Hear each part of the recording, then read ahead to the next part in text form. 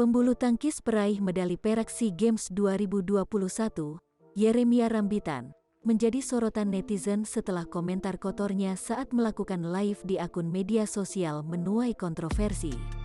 Dalam rekaman yang beredar di media sosial, Yeremia sedang berada di dalam sebuah bus. Yeremia lalu mengeluarkan komentar kotor saat berbicara dengan seseorang. Saat Yeremia melakukan live, komentar Yeremia ini lalu beredar luas ke berbagai platform, termasuk di Twitter. Kecaman lalu berdatangan dari netizen, termasuk dari penggemar badminton. Komentar-komentar netizen juga mulai mengarah ke akun pribadi Yeremia. Sejumlah komentar kecaman sudah ada di akun Instagram Yeremia sampai akhirnya saat ini kolom komentar Yeremia dalam status limited. Pelatih ganda putra Indonesia, Aryono Miranat memberikan teguran keras pada Yeremia Rambitan terkait aksi live di akun miliknya.